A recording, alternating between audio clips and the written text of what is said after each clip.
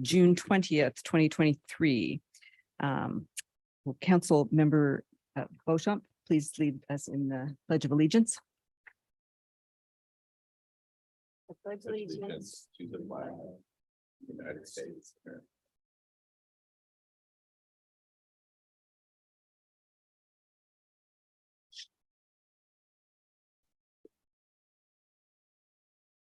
Thank you. Will the clerk please take the roll?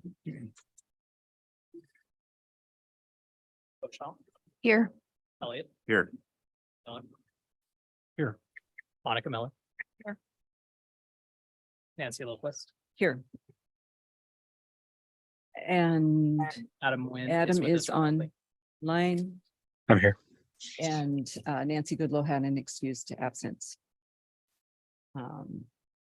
We have no proclamations or awards, so we are at approval of the agenda. Madam Mayor, I move approval of the agenda. Second.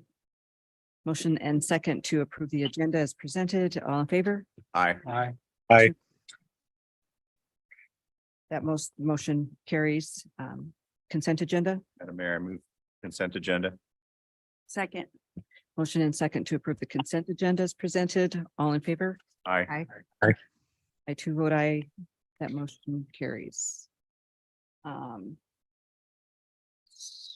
So we are at item 6, introduction of Donna Etchie Daily Record. Would you like to come to the podium, please? It looks like there's a lot of things before you, right? Yes. That's what I thought. Well, thank you for the invitation to be here tonight. Again, my name is Donna Etchie, the General Manager of the Daily Record. I wanted to start off by telling you a little bit about myself. I have over 25 years of working at local community newspapers. My bad. And currently, I serve as the Vice President of the Washington Newspaper Association. I'm very passionate about community journalism and the importance it can have in local communities like Ellensburg. I have 3 grown children and 3 grandchildren. I raised my children while working at local papers, where all my children at one time or another during their teenage years delivered the paper door to door. I have served on the boards of Little League, Boy Scouts, Girl Scouts, PTAs, as well as serving as presidents of 2 chambers of commerce, and I am proud to be a Rotarian. I tell you all this because I'm a Washingtonian and I was born and raised, and so I'm not from outside, and I'm really familiar about local county governments. Local journalism carries the responsibility of reporting on news and information the public deserves to know. It's also important for encouraging social, political, and economic participation and improving the efficiency and decision-making of local governments. With 3 full-time reporters and a highly engaged editor and general manager, no one delivers content for Kittitas County like your Daily Record. We're the local source for news and information for this area. We're proud of that. We take that very seriously. As publisher and general manager of the Daily Record, I want to assist the reporters on ways to continue to produce local quality coverage. I want to make sure that the issues we face are tackled and work with the team to ensure nothing but quality coverage for the area. Whether you read us in print or online or both, local news is foundation of what we do. Another way to help keep the public informed is for me to get out in the community and talk to people and encourage city council, county, school, and fire officials, as well as nonprofits to consider submitting local perspectives or guest columns. This creates, in my opinion, community engagement, volunteer opportunities, and so much more. I'm looking for ways we can build a more robust partnership with Central Washington University on having more interns in the newsroom. I want to encourage the younger generation in their reporting and insist in teaching them the importance of local community journalism. We also partner with local businesses and events to assist them, encourage them to use the Daily Record as a resource to help them get the word out through advertisements, press releases, and so much more. I recently hired 2 new multimedia marketing representatives to go out and meet with the businesses and find out what their needs are and how we can assist them through the many channels that we offer, both in print and in digital. Speaking of digital, we all know that the world is moving to digital platforms. Social media, YouTube, streaming video services have changed the way we consume information. We've done the same. As a matter of fact, with every print subscription, we sell readers also receive an e-edition, a replica of the print newspaper that you can read on your desktop, laptop, or smartphone. We have some early adopters that are only subscribing digitally. They no longer want a print newspaper, and that's fine too. I say all this to you to remind you that our revenue model is in transition as well. In addition to advertising, we now rely heavily on subscription revenues to help us support local journalism, regardless of whether it's delivered in print or digitally. But we can only grow local subscribers by delivering relevant local news to you.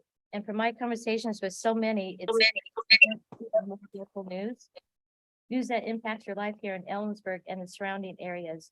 We appreciate the support of our readers. You have my pledge to provide our community with more local news and information. I think highly of this community, and I'm looking forward to getting to know community members, local businesses, city and county officials. In fact, I'll be starting a monthly coffee meeting this fall with community members so I can hear firsthand what they would like to see added to our coverage. Please feel free to reach out to myself or any member of our team. We're here to help give you a better local newspaper. We'd love to hear from you. If you have any questions for me, I'm open to questions now, or I can give you my email address for you to communicate with me. I think Sarah was one of the first people I met when I came to town, and I think she's responsible for me being here tonight. Thank you for this opportunity to speak to you tonight. I just wanted to tell you that as new to town, I've just encountered so many wonderful people like Sarah and Monica, and I recognize, I think I communicate with Rich Elliott. And so I noticed a lot of names, and I'm really looking forward to getting out and having coffee and meeting people and really helping to bring back local community journalism to the record. If you have any questions, I can take that now. Does anyone have questions? Thank you. Thank you. Thank Thanks you for for being here. inviting me. Thanks, Sarah. Anna. Okay. We are at 6B, the Climate Commitment Act on page 92.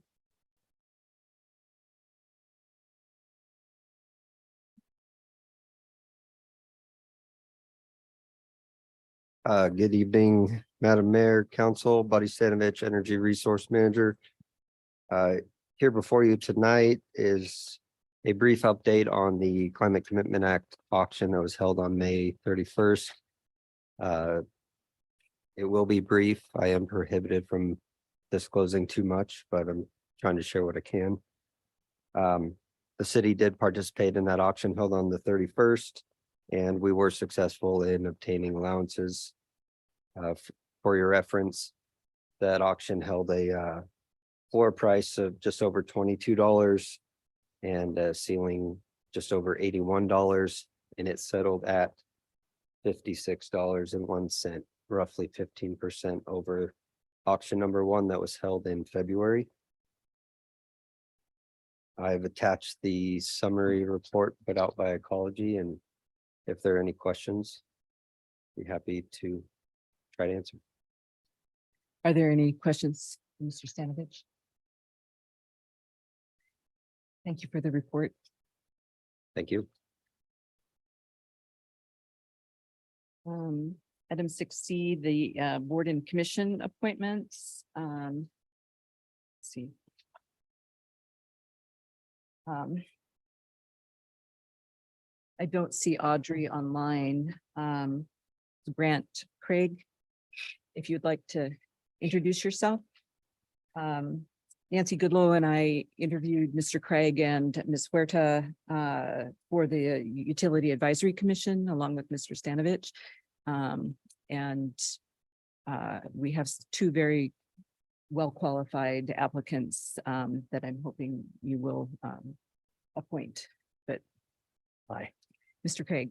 I'm Grant Craig. I'm a Kittitas County resident. I've lived here approximately 63 years of my life.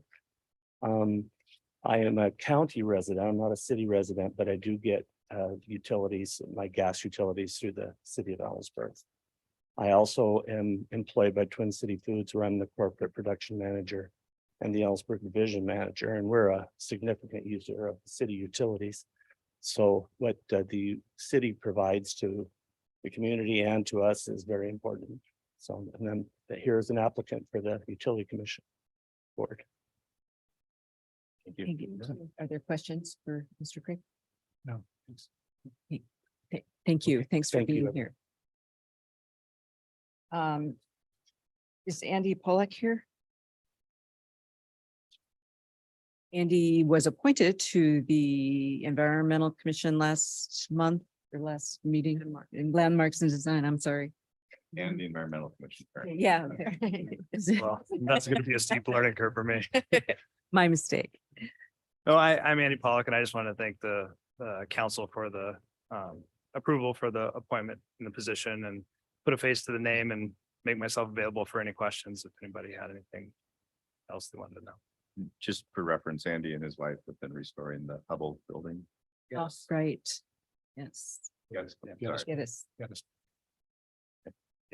It's called something different. It, It used to it be. was. Under prior ownership, and then it's Very reverted nice back job. to get us. Very back. much like the work you've Yeah, done. it is. I'm one of the fortunate ones. Yep. I live there. Oh, I didn't realize. Yes. Thank you for your guys' work.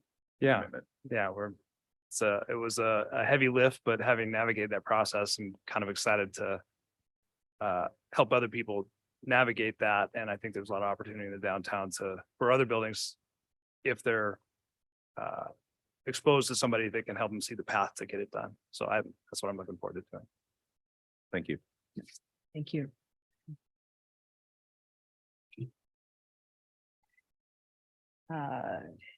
It is time for citizen comment. Madam Mayor, Oh, motion. I'm sorry.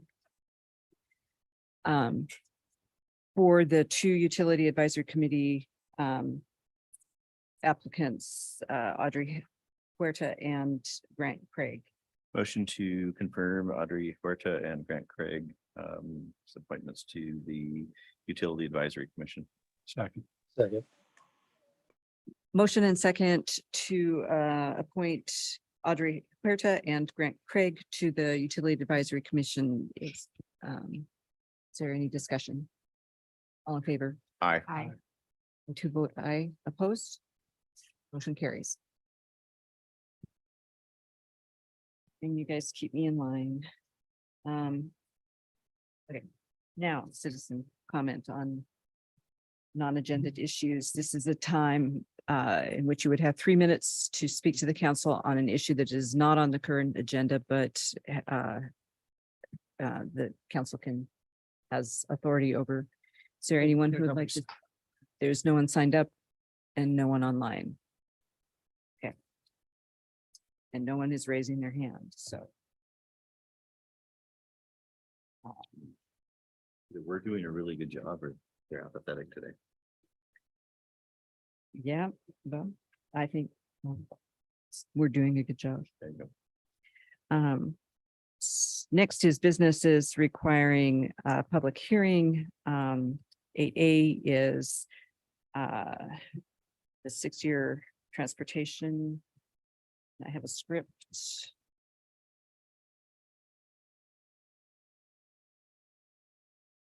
The purpose of this legislative hearing is for the city council to consider adoption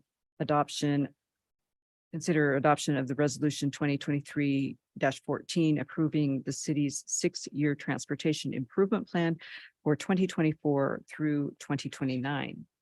The public hearing is now open. I ask for your cooperation in the following procedure. Everyone will be given an opportunity to be heard. The city clerk will be making a recording of the proceedings. If you wish to participate in the hearing, you must raise your virtual hand on the Zoom meeting screen or press *9 if you're connected by telephone and wait until I have recognized your request and you have been unmuted. You should then begin by stating your name and address and indicate whether you're speaking for yourself individually or as a spokesperson for a certain group or both. Speak slowly and clearly. Only one person will be allowed to speak at a time. Your testimony must only address the matter under consideration in this hearing. Any questions of staff are to be directed through the council. Each person will have an opportunity to address the council for an initial period not to exceed 5 minutes. If more time is needed, it will be made available after everyone has had the opportunity to speak. Before we hear from the audience, is there a staff report to be presented?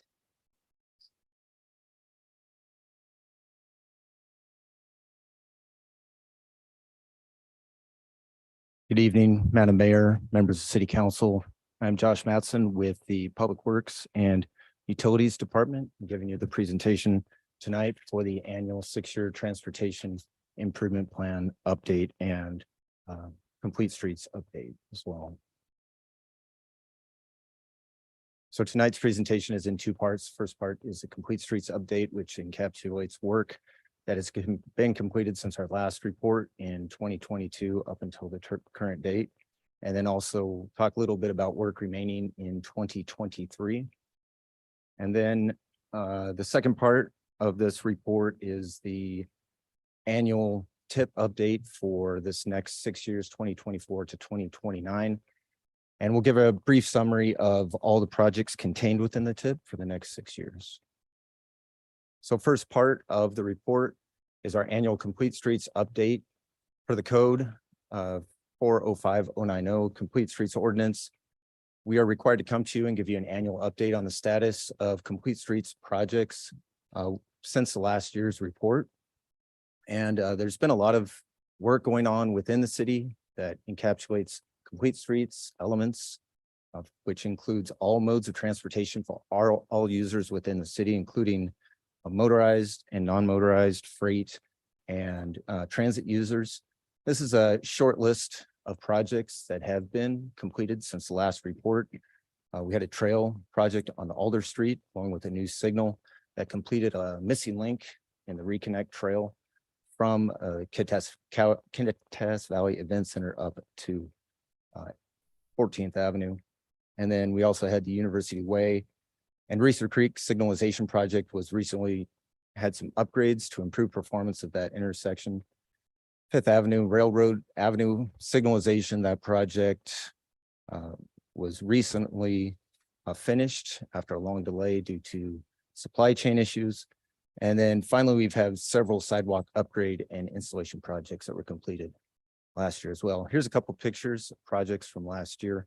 5th Avenue, Railroad Avenue on your left with the new signal there. And then on your right, showing the Reconnect Trail that I was referring to earlier. And in the background, you can see the new intersection signal at 14th Avenue, D. Nicholson and Alder Street.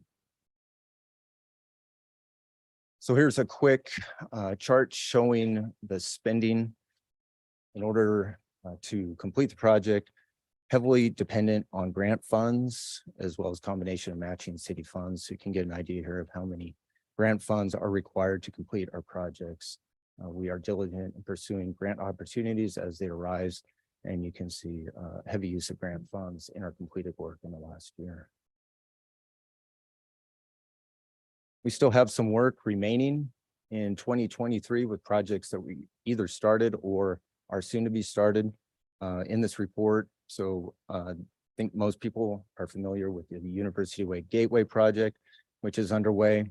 We also have street surfacing projects that will be starting soon, which include 2 overlays, Main Street Wildcat, and also a slurry seal of downtown city streets, as well as resurfacing Ruby Street. Also planned for this year are a couple sidewalk replacement connection projects with ADA improvements, and also some electrical vehicle improvements as well. So to highlight some of these projects, the University Way Gateway project is underway. Had a lot of work last year. We started in 2022 doing underground relocation of utilities that were overhead. So that was city utilities and franchisees. So quite a bit of coordination and work tied to that last year. So it's really looking open now. Got a lot of overhead out of the way, and most of those utilities have been moved below ground. And we're starting the construction of the new pathway. It's a 7-foot pathway on the north side and a 12-foot wide pathway on the south side. Construction for that project's planned for the end of this year. And this project has many multimodal elements tied to it as well, including transit stops. We're gonna have 2 bus turnouts, obviously bike and pedestrian pathways, and improved freight corridor and entryway to the city. And Complete Streets also incorporates elements of beautification, and this is definitely an improvement to the entryway to the city. Also planned for this year, resurfacing projects that I mentioned, Main Street, Wildcat, and ADA curb ramp upgrades as needed, grind and overlay, and then asphalt slurry seal downtown. That's actually happening on July 3rd. That's a one-day project. And then finally Ruby Street, we're gonna get out there and shape up Ruby Street a little bit in preparation for that to be chip sealed next year. Have some sidewalk gaps identified in our transition plan for the city, and we try to pull some of those off every year. This is a gap in the sidewalk on Sampson Street, just north of Morgan Middle School and Lincoln Elementary School. So trying to get this gap filled in for safety and completion of a pedestrian route. Finally, we have our EV charging project. Last year, we were able to install a EV charger for our fleet, which is gradually becoming electrified. And with this project, we're going to be adding a public charger to that same location, but on the street side. And so those two stalls there right at the north entrance into City Hall will have a charger installed this summer after bids are open, get a contractor selected for that. So here's another chart showing the funding breakout for the remaining projects for this year. As you can see, funding for projects for this year is a little bit heavier on the local funds. When we go out for projects, sometimes the economy obviously changes. And so we've actually seen a drastic increase in pricing, about 25 to 30% increase in pricing for construction projects after we go out for a grant. So we're still moving projects forward, just leaning a bit heavier on our local funding, as you can see from this chart, to get those projects completed and continue to move forward. So that completes the complete streets portion of the presentation. Now we're going to move on to the TIP presentation for the next 6 years, 24 to 2029. First 4 projects that you see on the TIP are for our annual projects. This includes bridge inspections, transfer of engineering funds, signal optimization, and alley reconstruction. These are annual projects that happen every year, and just keep these set for maintaining our street system as needed for transportation efficiency. Next, we have our street surfacing projects contained within the TIP. These are pavement preservation and accessibility projects. So these consist of our grind and overlay predominantly type of project. The one you're looking at right there is Helena Avenue, which we overlaid last year in coordination with the Complete Streets improvements on Helena Avenue. And these projects occur on about a semi-annual basis within the TIP, and that helps us maintain our existing arterial and collector streets and stay on top of maintenance of our surfaces. So specifically, we are planning on an overlay for University Way from the railroad overpass near Reeser Creek Road to Mercer Creek. To Whiskey Creek, which is about a half mile east of the railroad overpass. This project is kind of small, and actually we're trying right now to get more funding for that project for next year. So this one's in a bit of a transition. So this is kind of a common theme in the TIP. When we find a project and we're able to get funding for it, we'll come back to you. In this particular instance, we're asking for a pre-approval actually, because we're kind of confident that we think we can get this money. And so we're hoping that this one can move forward faster than normal. And you'll see that with the second action item on the resolution. City has several multimodal projects also listed on the TIP, and we make sure our projects are complete streets oriented with a complete streets ethic. And so we are supporting transit, cycling, walking, and that transit includes local and regional, and freight is included in that as well. So nice transit shelter here, and signage is another element that we include with our multimodal projects on the TIP. So our projects, obviously, we want to focus on improved connectivity. So we identify gaps within our system in the TIP. This project in particular, the Finning Shared Use Pathway project, is planned for construction next year. This is actually a key project in our 2019 active transportation plan. And it fills in a missing link in our pedestrian and cycling route from Third Avenue, where there's an existing pathway up to existing sidewalk and the Palouse to Cascades Trail to the north here near Vantage Highway. So we're going to add a 10-foot wide shared use pathway here on the west side of the road and try and get people away from the traffic on Finney Road. This is a great project too, example of coordination between us and Kittitas County, as this is primarily contained within a county right of way, not technically a city street, but we're working in coordination with them to get this project completed as it fills a gap between two city streets.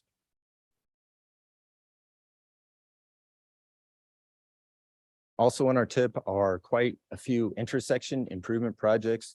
These projects aim to improve the efficiency of our intersections to make sure that we maintain our minimum service levels for vehicular traffic and improve safety at our intersections. A picture on the left is one we're looking at earlier, D. Nicholson Boulevard, 14th and Alder Street. And then on the right, there is the new compact roundabout at the south interchange for I-90. These projects are primary focus of our TIF funds that have a summary here for traffic impact fee fund utilization. There's in the consent agenda, there's a summary for these funds, and this is our plan over the next 6 years on how to utilize these funds to continue to support intersection improvement projects.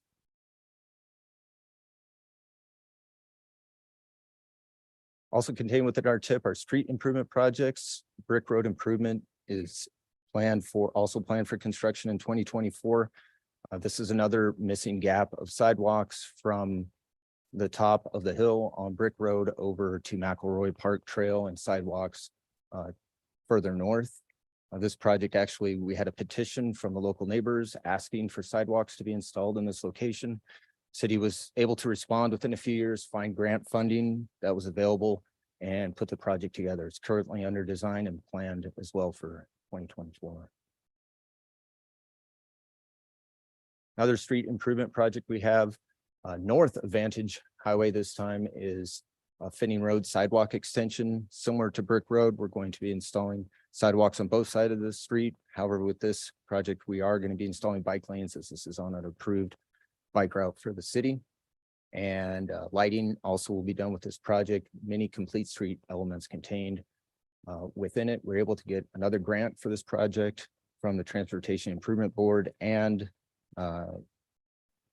the plan is also to complete this project in 2024. It's currently under design. One more chart for you showing a summary of how funding is planned to be utilized to complete these projects in 2024. Relying a bit heavier on grants. Some of these funds are not quite secured yet, but we are putting grant applications together right now. That completes the presentation for the TIP. Recommend that City Council consider adoption of the resolution for approval of the TIP and a potential future amendment to the TIP for the University Way overlay project, which I was referring to if we are able to secure grant funding. Thank you. Thank you, Mr. Mattson. The floor is open to testimony from the public. Each person will have an opportunity to address the council for an initial period not to exceed 5 minutes. If more time is needed, it will be made available after everyone has had an opportunity to speak. Is there anyone who would like to speak? Seeing no one, does staff have anything to add? Nothing to add.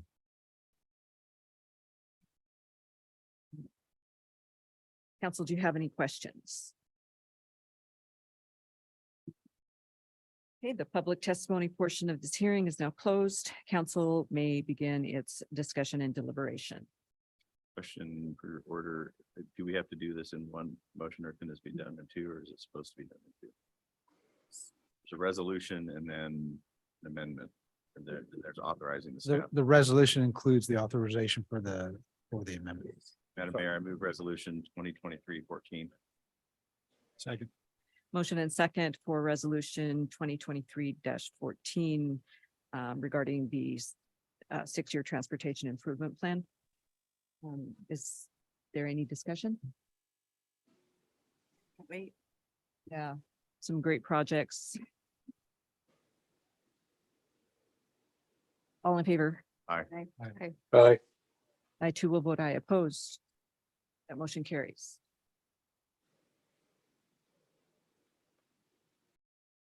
Okay.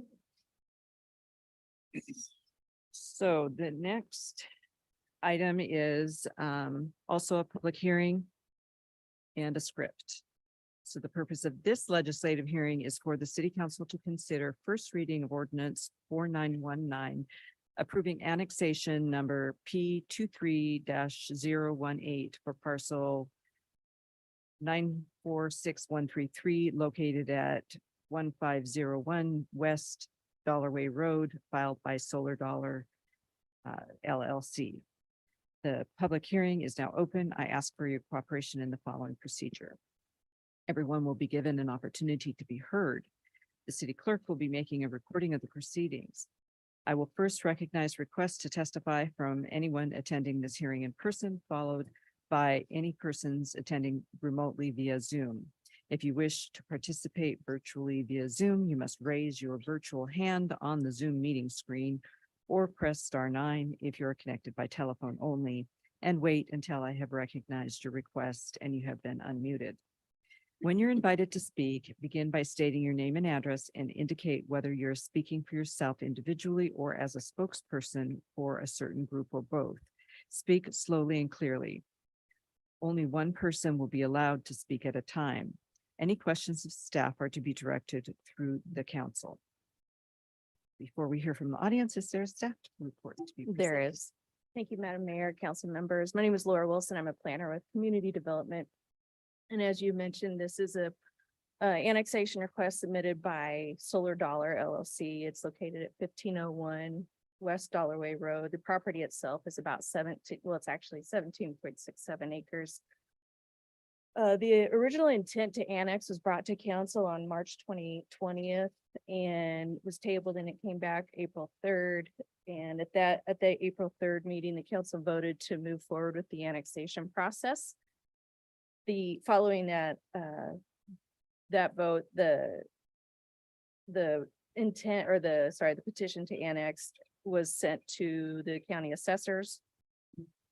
And we've got their petition of their certification of the petition on April 26th. Then it went forward to the planning commission on June 8th to consider the annexation. There were no public comment. It was a pretty quick meeting. There was a brief discussion on the zoning, the RCMU zoning. But in the end, the commission, they did unanimously recommend council approve the annexation request with the simultaneous adoption of the zone, as well as the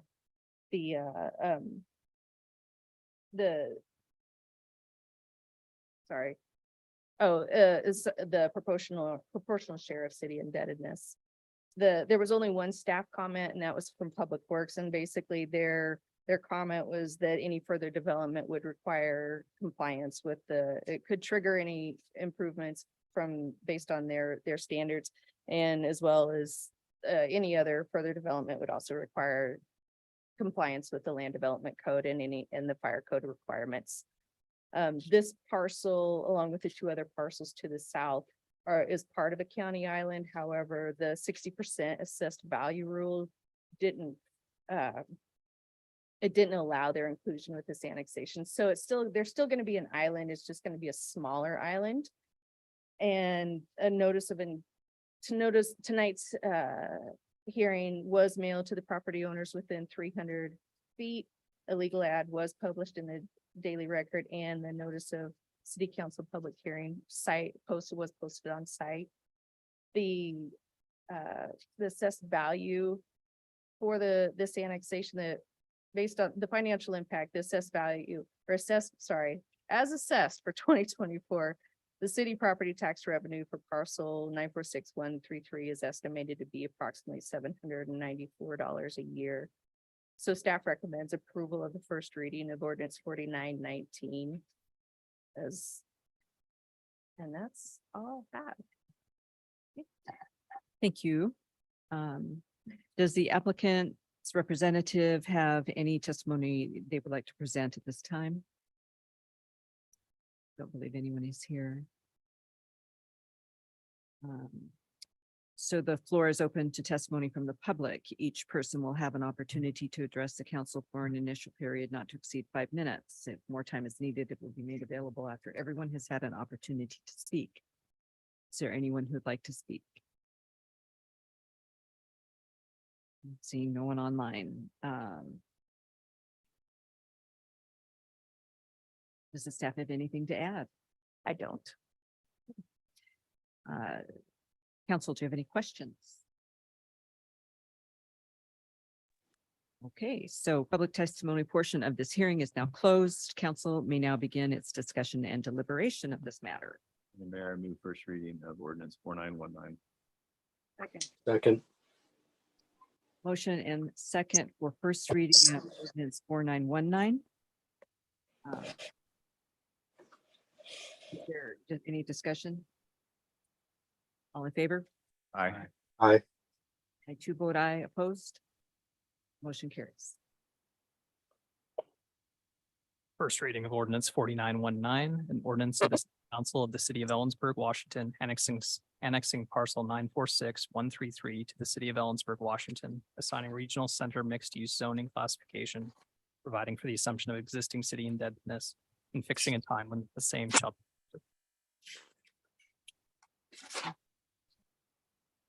We move to page 128 for another legislative hearing. The purpose of this legislative hearing is for the city council to consider first reading of ordinance 4920, approving annexation number P 23-022 filed by MTA Holdings LLC for the following parcels located at Umtanum Road and Anderson Road. I have to read all these numbers, right? Yes, please. Here we go. On parcels 12364, 448533, 13144, 525136, 548633, 956844, 558633, 136833, 688633, 668633, 858633, 658 538633, 086833, 096833, 296833, 838633, 848633, 408533, 428533, 418533, 438533, 728633, and 718633. The public hearing is now open. I ask for your cooperation in the following procedure. Everyone will be given an opportunity to be heard. The city clerk will be making a recording of the proceedings. I will first recognize requests to testify from anyone attending this hearing in person, followed by any persons attending remotely via Zoom. If you wish to participate virtually via Zoom, you must raise your virtual hand on the Zoom meeting screen or press *9 if you are connected by telephone only, and wait until I have recognized your request and you have been unmuted. When you are invited to speak, begin by stating your name and address and indicate whether you're speaking for yourself individually or as a spokesperson for a certain group or both. Speak slowly and clearly. Only one person will be allowed to speak at a time. Any questions of staff are to be directed through the council. Before we hear from the audience, is there a staff report to be presented? Yes, there is. Good evening, council members, Madam Mayor. Before you this evening is a public hearing to consider the first reading of ordinance 4920 to approve annexation proposals for 24 parcels in their adjacent right-of-ways under file number P 23-022. These parcels are located along Uptanum and Anderson Roads. Community Development received a notice of intent to commence annexation for 13 parcels from MTA Holdings LLC on March 6, 2023.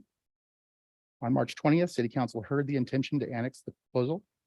To avoid creation of new unincorporated islands within the UGA, Community Development staff proposed the addition of 8 parcels to the annexation request and the staff report provided. While the proposed annexation map exhibit included 3 additional parcels that were not noted in the staff report. At this meeting on March 20th, staff verbally amended the staff report to recommend that 5 of the parcels currently in residential use be assigned a residential medium zoning designation, with the remaining parcels to be assigned an industrial light zoning designation. At this meeting, council unanimously determined to accept the geographical boundary as proposed by staff, assign an industrial light zoning designation to 16 of the parcels and residential medium to the remaining 5 parcels under the ownership of Les Bonke and Charles Fisher, and require proportional assumption of existing city indebtedness. Following the city council meeting, staff discovered that 3 parcels which had been included in the proposed annexation map at the March 20th city council meeting had been overlooked in the staff report provided. Additionally, staff discovered that the recommendation to assign 5 parcels a zoning designation of residential medium was inconsistent with the future land use map. Following the March 20th city council meeting, staff refined their recommendation to include all 24 parcels and to propose an industrial light zoning designation to all 24 parcels to remain consistent with this future land use map. The Kittitas County Assessor determined the petition for annexation sufficient in regard to legal descriptions and corresponding owners of record on April 26, 2023. And on June 8th, the City of Ellensburg Planning Commission heard a petition for annexation during a public hearing. 3 members of the public, including 2 property owners included in the annexation request, provided testimony against the annexation of their properties. Several concerns were raised, and these concerns were summarized in your staff report. The Planning Commission recommended approval of the annexation request, but with pre-annexation letters provided to those property owners in attendance addressing the landowner's ability to continue legally established current uses of their property upon annexation. Staff has noticed this public hearing in accordance with Ellensburg City Code, including posting of a land use action sign on June 1st, 2023, and legal notice in the paper and a buffer mailing on June 6th, 2023. Staff is recommending approval of the first reading of ordinance 4920 and annexing all 24 parcels into the city of Ellensburg with a zoning designation of industrial light. There were a couple unusual factors in the staff report, so I'm happy to take any questions you might have about it.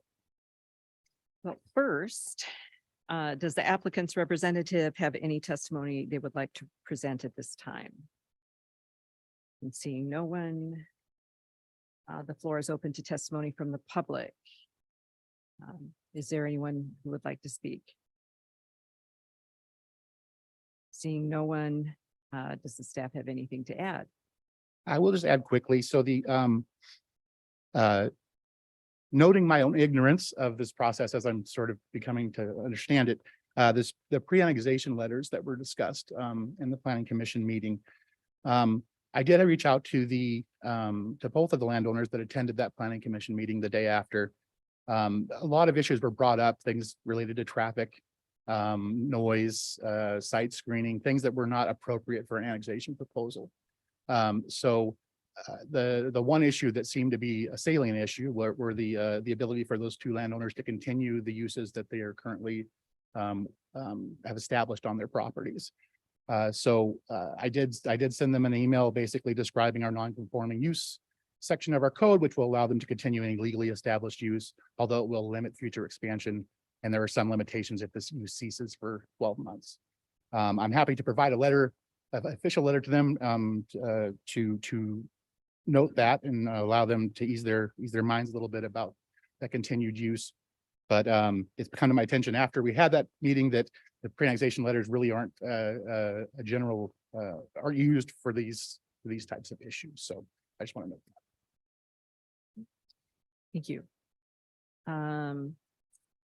There is no applicant to add anything. Staff, do you have any questions, or council, do you have any questions for the staff? Seeing none, the public testimony portion of this hearing is now closed. Council may now begin its discussion and deliberation of this matter. Madam Mayor, I move first reading of ordinance 4920. Second. Motion and second for first reading of ordinance 4920. And that includes the zoning, correct? The zoning designation is in Is the in ordinance. the ordinance. Okay, thanks. Is there any discussion? All in favor? Aye. And two vote aye. Opposed? That motion carries. I will go ahead and skip listing all the parcels. Um, An ordinance of the City Council of the City of Ellensburg, Washington, annexing the parcels previously stated to the City of Ellensburg, Washington, assigning light industrial zoning classification, providing for the proportional assumption of existing city indebtedness, and fixing a time when the same shall be effective. I had to, you should have had. And the reason was just for the public hearing portion, we needed to have the parcels listed, I not to be mean. It's okay. Yeah. Moving on, and item 9A, this is an ordinance increasing the city manager's purchasing authority. Mr. Liskey. 160. Good evening, Madam Mayor and City Council. Ryan Liskey, Public Works and Utilities Director. From time to time, specific purchasing limits have restricted the city from being able to conduct business in the best interest of the city. When decisions need to be made and could not wait until the next available council meeting for authorization. I think it's just gonna be easiest if I read this paragraph. Supply chain delays have been an issue for many years, but became exacerbated during and after the pandemic. Many of the city's suppliers now provide pricing on purchases with short acceptance windows. These short windows can create challenges for the city when the bidder's pricing must be accepted on extremely short notice, sometimes as little as the close of business or within 24 hours. These timeframes do not provide staff with sufficient time to take an agenda item to council and seek authorization for the purchase. This purchasing issue is not unique to the city of Ellensburg. A recent example was when council held a special meeting to authorize the purchase of electrical cable for the light department. This was an important and opportune purchase that needed council approval. However, a special meeting of the city council was required, which kind of instigated me preparing this ordinance. So expanding the city manager's authority with specified parameters will provide efficiency and financial savings for the city. As stated in the proposed ordinance, with the proposed changes, the city manager will be required to update council at the next council meeting that this authority was exercised. It would not be my intent to use this all the time.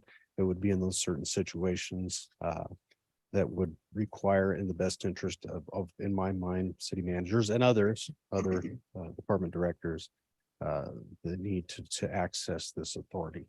So other than that, it would be business as usual. I could provide a few other examples if needed. But for brevity, tonight, I would request that council consider first reading of proposed ordinance 4917. Council, do you have any questions for Mr. Liskey? Is there a motion? Madam Or Mayor, public comment? Is there anyone who would like to speak? Seeing very few members of the public here, and no one online other than the reporter. Is there a motion? Motion for first reading of ordinance 4917. second. Motion and second for first reading of ordinance 4917 relating to purchasing authority. Is there any discussion? This is your idea, not Heidi's to get first. It was my boss's idea. She said, "Do we really have to do this?" And I said, "Yes, we do." All in favor? Aye. Aye. A two vote aye opposed. Motion carries. An ordinance of the City Council of the City of Ellensburg, Washington, relating to purchasing authority and amending sections 1.06040 and 1.06045 of the Ellensburg City Code. Thank you. Next, this is an ordinance to add about compost procurement. Derek. Good evening, Mayor, Council, Derek May with the Ellensburg Public Works and Utilities Department. Before you tonight is first reading of ordinance 4918, adding section 5.22 to the Ellensburg City Code, which is a compost procurement policy. Back in March of last year, House Bill 1799 was signed into law, and this bill requires all cities over 25,000 or those smaller cities that provide organic material collection services adopt a compost procurement policy, as outlined in RCW 4319A120. With the city of Ellensburg's contract with Waste Management for organic material collection services, we are now required to have this policy in place. The primary purpose of this policy is to establish procurement requirements to strengthen markets for the increasing amount of compost generated statewide by requiring local governments to plan for the use of compost in landscaping projects, construction and post-construction soil amendments, and other projects. Staff utilized template ordinances from MRSC and other agencies to draft the proposed ordinance before you. And the city has actually been an avid user of compost on many of our recent capital projects, including the Alder Street project, Willow Street, Helena, Main Street Extension. Those are all projects where we used a bioretention mix below the stormwater features that were capped with rock, but they have a bunch of compost in them. And we'll continue to look at using those project compost in the future and try to expand uses. And as required by the RCW and spelled out in the ordinance before you, this plan will require reassessment every other December and will have a required annual reporting of the tonnages of compost diverted from landfills to projects that we have to report to ecology each year. With that, staff recommends council consider first reading of ordinance 4918, adding section 5.22 to the Ellensburg City Code. Okay, thank you. I'm sorry, are there questions, Mr. Mayor? I have one. So this applies to our contractors too. It's not just direct purchase by the city. It does, we promote it. It's not a requirement that they have to use it, but when we do our capital for our design projects and stuff, we'll require the use of composting in the design. And it doesn't necessarily mean you have to purchase it like from Kittitas Solid Waste, just local. And I know we've used, contractors have used compost from solid waste locally on some of our projects, not all, but some. Okay, thank you. Council, is there a motion? Mayor, Or is there any public comment? And if you're staying for the whole meeting, you have to say this.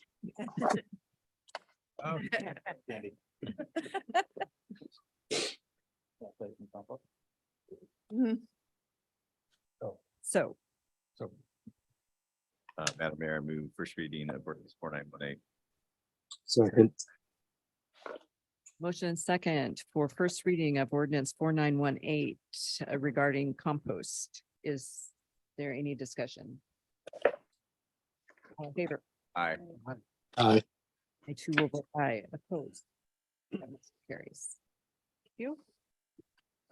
An ordinance of the City Council of the City of Ellensburg, Washington, relating to compost procurement and adding a new chapter to the Ellensburg City Code entitled 5.22 Compost Procurement Policy.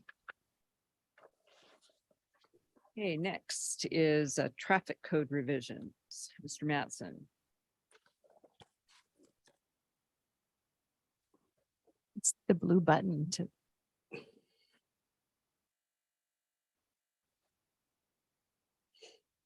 Good evening again, Madam Mayor and members of the City Council. Josh Mattson with the Public Works and Utilities Department. Before you tonight is an ordinance which is required to revise regulatory signage on the city street system. The proposed ordinance 4921 reflects parking revision requests from staff due to the Central Business District City Street Slurry Seal Project, increased traffic from developments, and increased event traffic at the Kittitas Valley Events Center.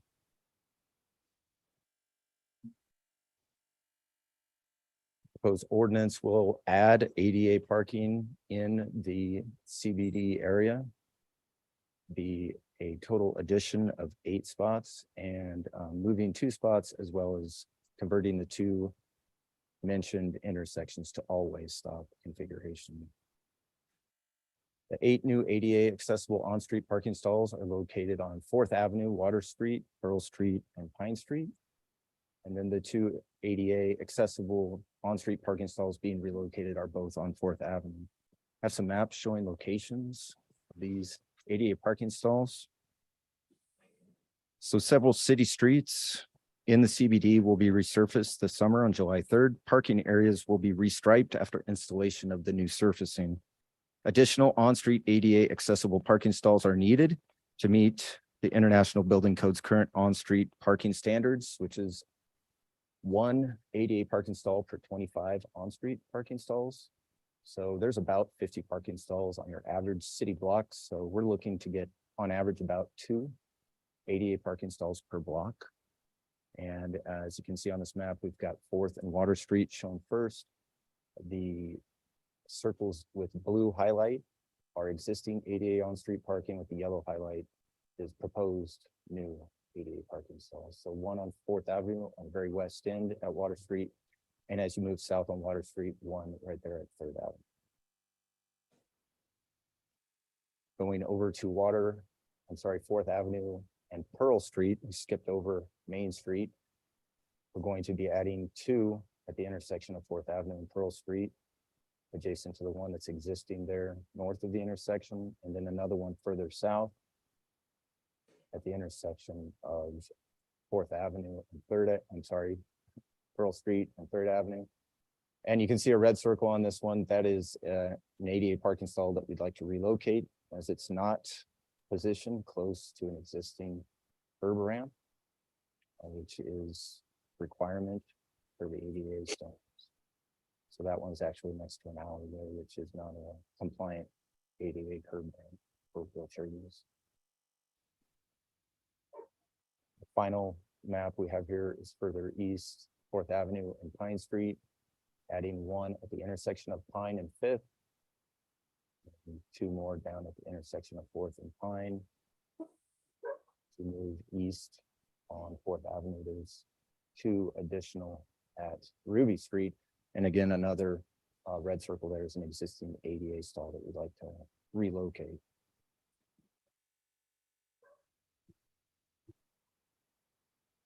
Moving on to our always stop intersections, staff recently performed a traffic control warrant analysis at the intersection of Bender Road, Sanders Road, and Airport Road, which is the picture on your left.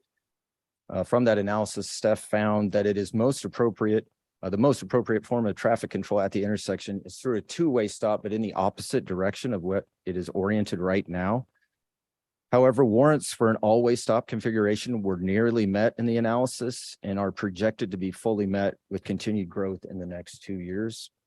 So rather than switching the east-west stop sign configuration to a new north-south configuration, and then adding the east-west stop sign in a few years to create an all-way stop configuration is not recommended and may potentially confuse drivers.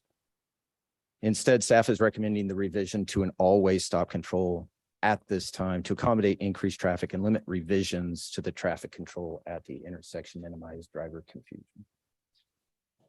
Staff is also recommending the revision of the intersection of 8th Avenue and Poplar Street to all-way stop control.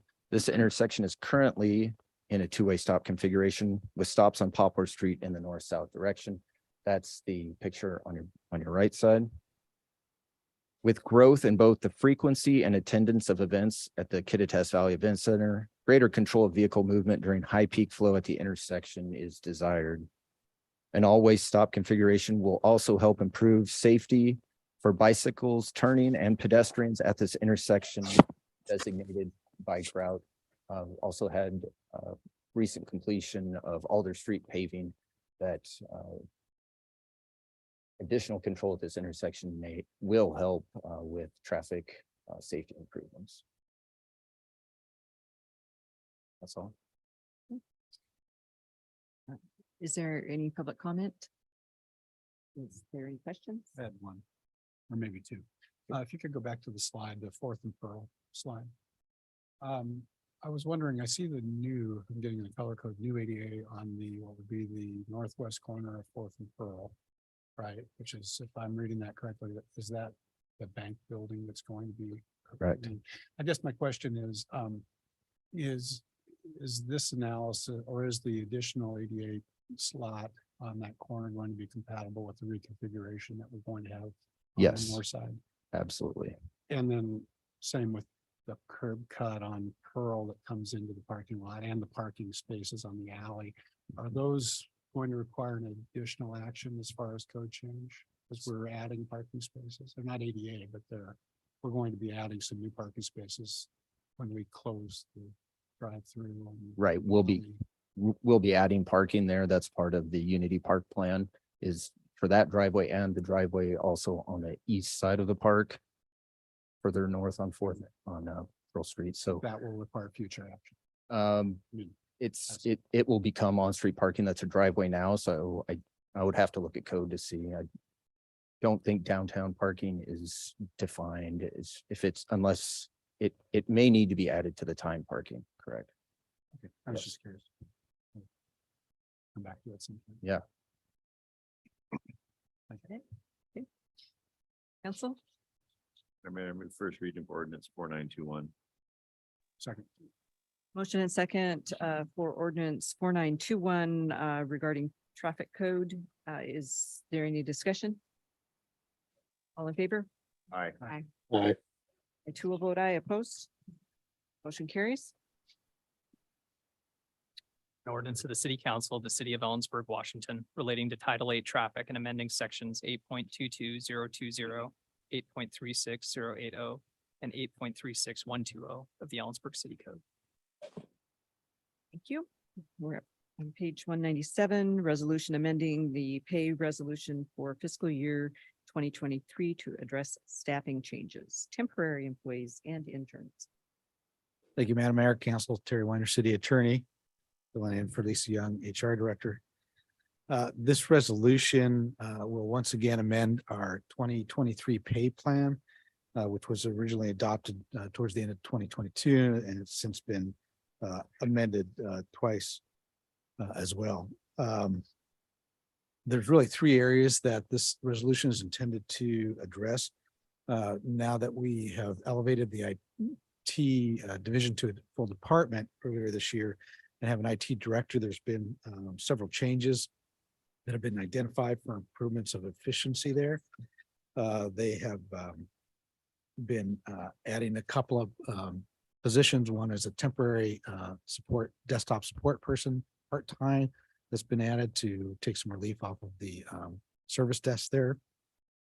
They've also added an IT intern, and they are bringing the finance application specialist, who is currently part of the finance department, bringing that back into IT as it was until several years ago, and also making room for another SQL support person. So there's a couple of very important changes that they've already undertaken in IT, and they're going to continue with those changes. The interview scheduled to get some of these folks hired, and it's really going to help the IT department get fully staffed. They've been understaffed for quite some time now. Secondly, there's going to be through this pay resolution a temporary marketing specialist hired to assist HR. We're really targeting trying to get some line persons hired. And so that marketing person is going to be really focusing on trying to get some folks recruited for the light department and for their line crews. And then also in Public Works, there will be a GIS intern hired within the gas division. And lastly, several meetings ago, you approved the OPEIU collective bargaining agreement. Part of that agreement took our rec leaders out of the bargaining unit, so they are with the rest of some of the recreation employees in the Parks Department now, non-represented employees, so they are being placed back into the pay resolution plan. There were some adjustments that had to be made to their pay for earlier this year, as well as they are entitled to and are receiving retro pay that was part of the collective bargaining agreement, because up until the time it was signed by the parties, they were still members of the union. So because of that, they had to be paid the retro pay from January 1 through a few weeks ago when the contract was signed. So that is the purpose of the pay resolution amendments. I would ask that you consider adopting the resolution in one motion and approving the budget adjustments necessary to implement the pay plan in a separate motion. Council, is there any questions for Mr. Weiner?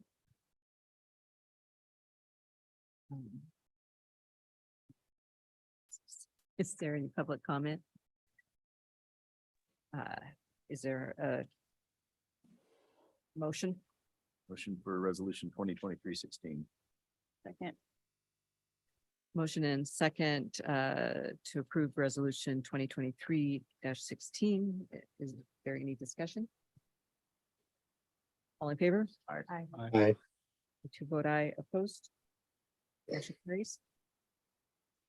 Second motion would be to approve. Approve the budget- necessary, Necessary budget amendments to accommodate the resolution 2023-16. correct. Second. Motion and second to approve the necessary budget adjustments. Is there any discussion? All in favor? Aye. Aye. I too vote aye, opposed. That motion carries. You. We are at item 9E, the purchase and sale agreement for the Ellensburg Racket and Recreation Center. We have an agenda report in our packet and the purchase and sale agreement on the desk, our desk. Thank you, Madam Mayor, Council Terry Weiner, City Attorney again. Yes, through an oversight, the actual exhibit 1 to the resolution was not included in your packet, so it is on, should be before you on the dais. So resolution 2023-15 is asking council to approve the sale of the Ellensburg Racket and Recreation Center. As you're well aware, that facility, which served many people in the community, both the city and county, was destroyed in a fire December 2nd of last year. Since that time, it has sat vacant. The adjoining, and it was declared surplus by council on January 17th, 2023.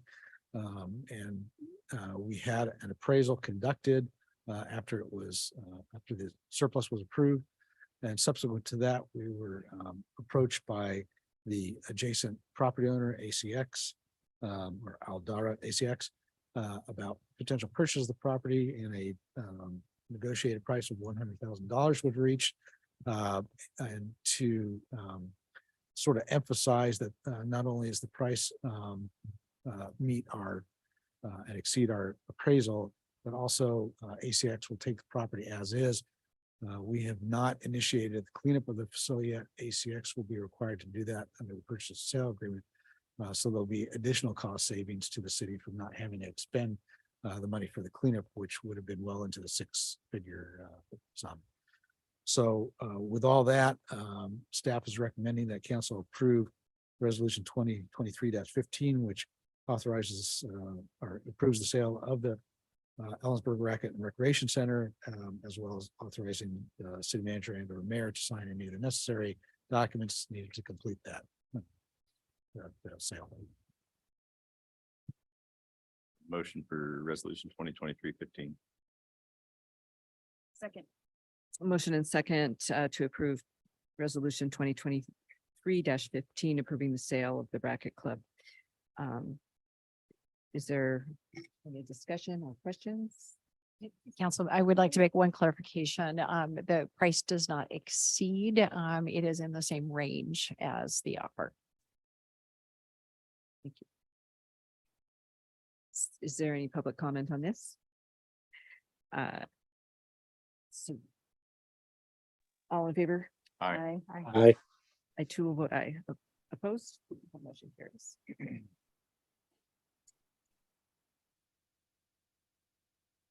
Nice work selling that. So we are at the manager's report, page 208. Thank you, Madam Mayor. Heidi Barron, Cernaway, City Manager. Just a couple of notes. Most of the report is in writing. A reminder that Touch a Truck is happening tomorrow at Rotary Park. Should be a lovely day, and there's also a bike rodeo happening at the same time. So lots of things to do for kiddos tomorrow at Rotary Park. Also a reminder that the annual comprehensive plan docket items, any applications are due by June 29th. And that's for work that would be reviewed by council, and the goal would be to adopt by the end of the year, any of those changes. And we did release all of the 2024 grant applications. We have those available online, and those are for our community grants, our Parks Partnership grants, water quality grants, historic preservation, and Arts Commission. And I would also note that the DEI Commission created a 2023 funding program, and that was released this last week as well. So the majority of these grants are for 2024, and there's much more information online. And one final item that I omitted accidentally from the report, and that is by city code, the Arts Commission is required to present you with a spending plan in June of each year. At some point, we will change that. But we have new staff, and we would just like to notify you that the Arts Commission is intending to bring you a spending plan in November of this year, and just acknowledge that change. And that's all I have for my report tonight. I had one question. On the grant applications, do you recall, and I haven't looked at this on the website, do you recall if the total dollars available per program was indicated in the advertisement? Yes, we included that. That was noted several times last year with our grant application reviews. And so all of those programs have the total amount available for each program. That should help. Okay. Councilmember Monica Miller, do you have any reports? I participated in 7 interviews for 2 vacancies for Parks and Rec that will, I think will be Awesome. coming to council at the next meeting. But also at the last Parks and Rec, we reviewed the options for the new Read Master Plan, and there are a lot of exciting options now. That's it. Councilmember David Miller. Well, let's see, at the Arts Commission meeting, and next week I will be participating in interviews for 2 prospective members of the Arts Commission with our new Arts and Economic Manager position. We're taking the lead, I think. So that's good. And then just today, I attended the PTAC meeting, Transit Advisory Committee meeting. Couple pieces of business. The zero emissions plan's been completed, so that's for the fleet transition. So that is going to be made available for anyone to see. And then there's, if council has any interest in that, very brief presentation that could be arranged. Not mandatory. The ridership numbers year to date on the transit system, the ridership numbers are up 36% over last year, which is strong. So that was very good. And then we've been going through these updates of cabulance agreements, and we today just approved one to bring forward to the council with Preston. So that's, I think, complete those. And I think that was it. I just also wanted to do a shout out for our local Boy Scout troop, the effort that was made to put flags out for Juneteenth. I think was nice to see, and I just appreciate it. There's lots of place. Councilmember Wynn. Not much to report. Most of my meetings are coming up in the next week or 2. We are still looking for people for the lodging tax committee. I believe we are still down 2 positions for that. And then, yeah, I got my meeting in the morning with the Law and Justice Committee. We're looking for a purpose on that one, so it might be a little bit of a lengthy meeting, but more to come at our next meeting. Thank you. Councilmember Elliott. So centrifuge last week, they're getting close to finishing their non-residential business or non-residential property inventory, which will be a good thing. And we had a discussion, brief discussion that will probably result in a special meeting with centrifuge centered around the ongoing relatively minor but real issue about reporting relationships with the business development authority and the city. And they've agreed to have a meeting to discuss options and potentially ways that they can work through that. That'll be coming up in the next few weeks. In terms of the planning commission, the aforementioned annexations that we already dealt with, the resistance was actually fairly minor. It was not in principle, it was just more questions. So that was good to see. Kitcom occurred. And just publicly for the 6 people who are paying attention, we are going to spend local money on Kitcom. We have to.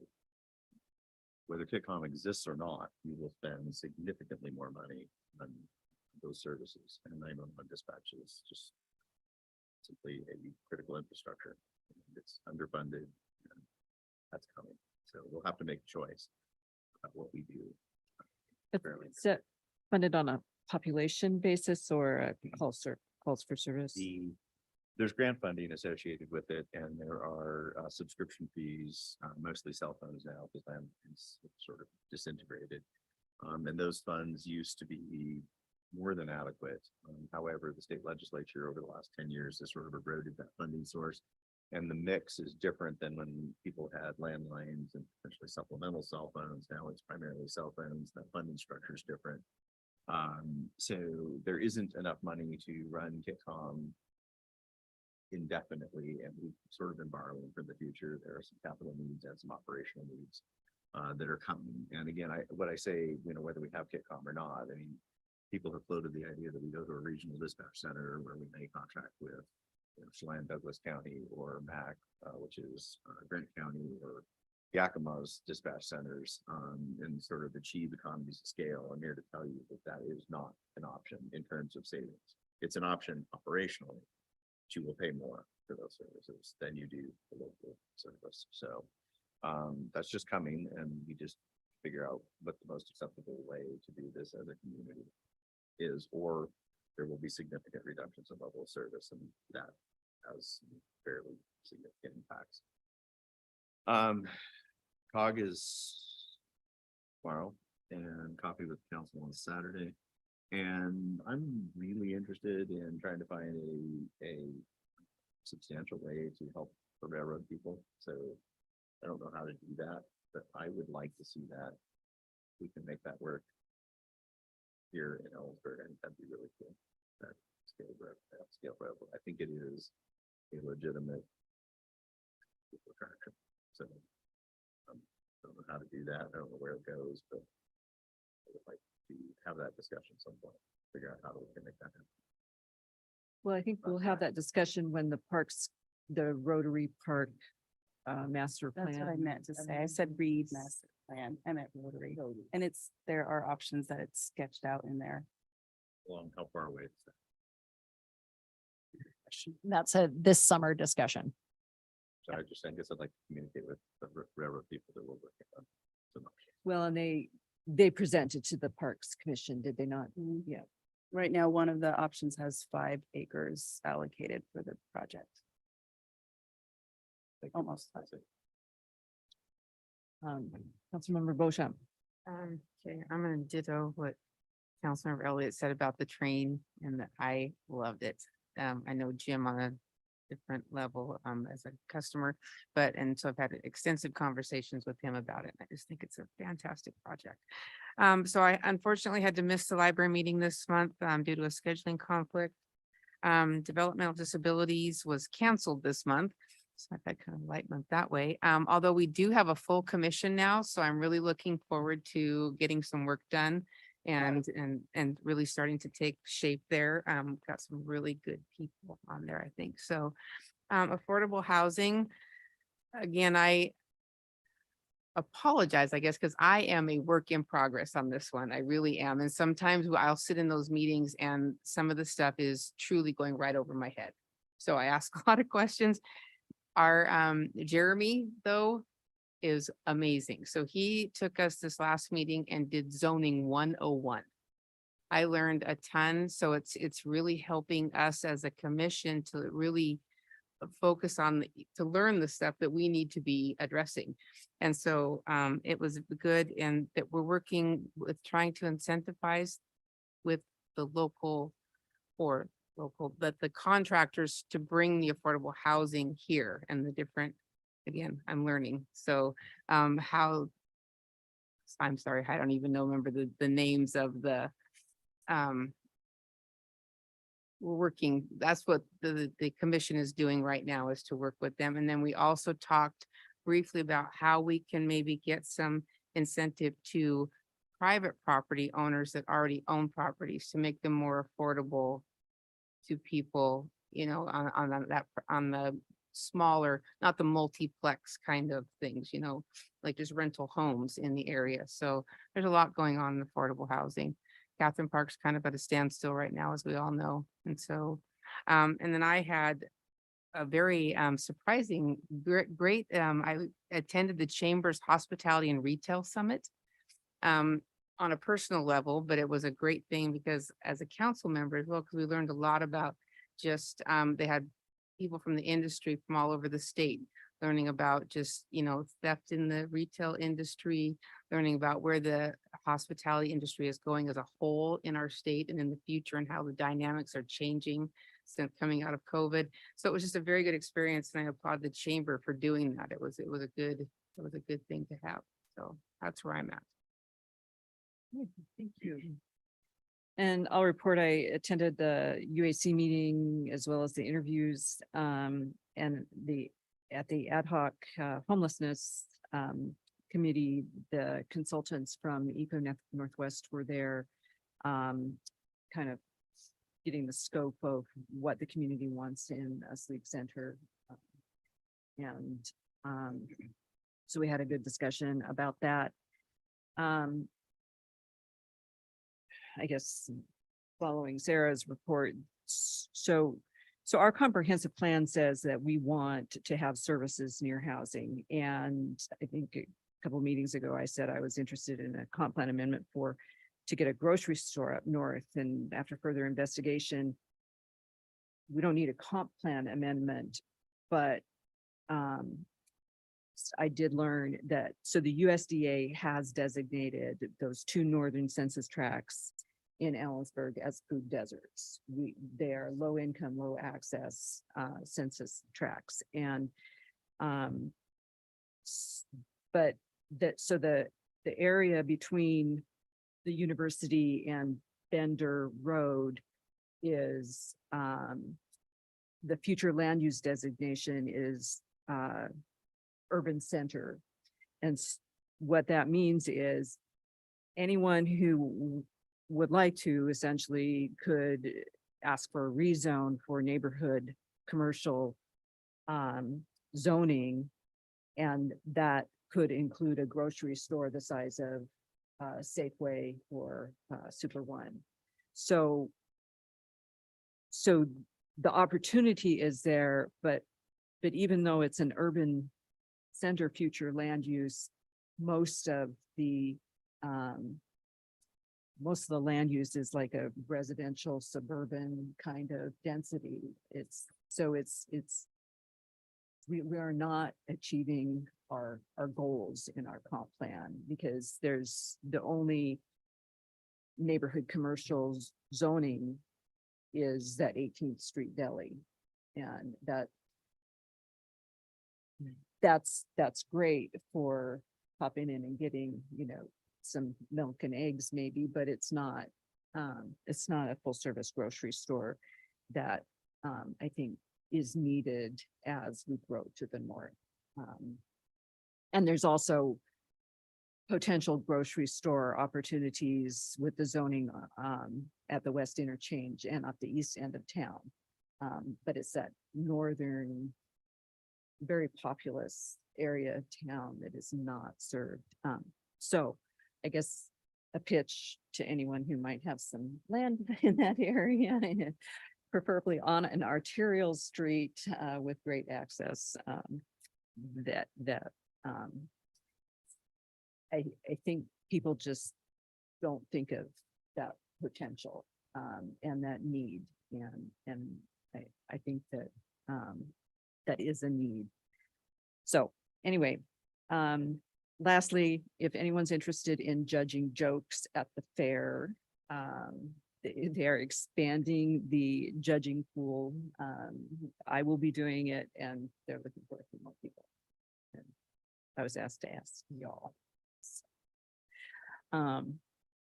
There's nothing more. We are adjourned. Thanks.